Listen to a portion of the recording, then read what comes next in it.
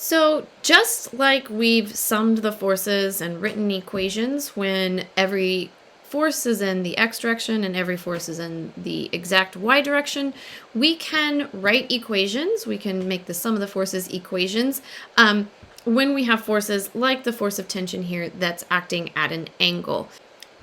So this problem setup should look very familiar. It's the exact one from the previous force component video. I've just added a little question here. A man pulls with a force of 15 newtons. What is the force of friction?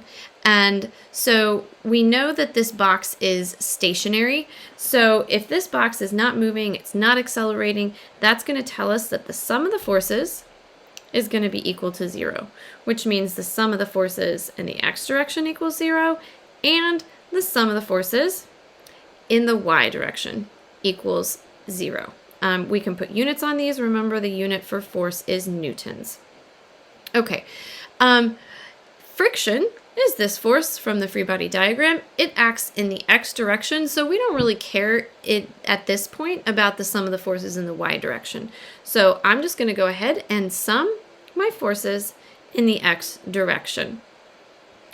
All right, everything that's acting in the positive direction, I have the force of tension, but not all of the force of tension is acting in the x direction. So looking at this little picture, we want just the force of tension in the x direction, Ftx. That's in the positive direction, and then we have the force of friction acting in the negative direction. So the sum of the forces in the x direction will be equal to 0, is Ftx minus the force of friction. And so the force of friction, not surprising because these are balanced, the force of friction will exactly equal the force of tension in the x direction. Remember, this is our adjacent side, so SOHCAHTOA. Adjacent means cosine, so if I take the cosine of 35, I get Ftx over the force of tension.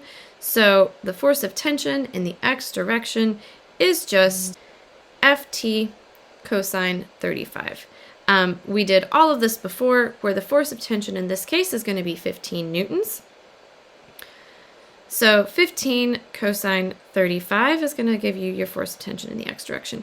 You can decide at this point whether to plug Ft cosine 35 in here or whether just to solve it out right now because we know all of the numbers. Remember, we solved this out before, right here, where we found the force of tension in the x direction is 12 newtons. So I'm going to go ahead and plug that in right here. Ftx is 12 newtons. And so that is going to be our force of friction.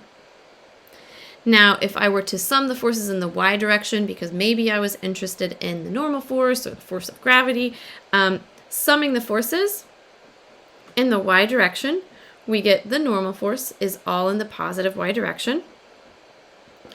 And then we get the force of gravity is all in the negative y direction.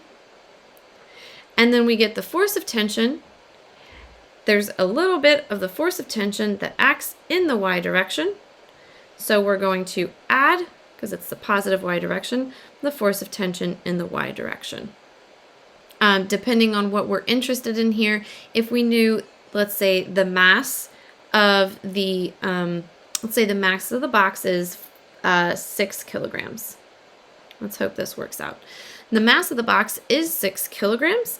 So the force of gravity is the weight or the mass times the gravitational field strength. That's going to be 6 kilograms times 10 meters per second squared.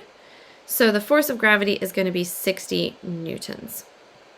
Okay, and remember before we found Fty is going to be 15 sine 35. 15 newtons. Sine 35 is going to be the force of tension in the y direction. Right here, 8.6 newtons. Fty is 8.6 newtons. And so if the question was, what is the normal force? What's the normal force? Well, the sum of the forces in the y direction is 0. Our normal force here minus the force of gravity, 60 newtons, plus the force of tension in the y direction, 8.6 newtons. This, and I get 51.4 newtons. Negative is normal force equal to 0. And so from here I can just pull my 51.4 newtons to the other side so that the normal force in this case, again, it's not 60 because the normal force is going to be less than the force of gravity because we're pulling upward on this box.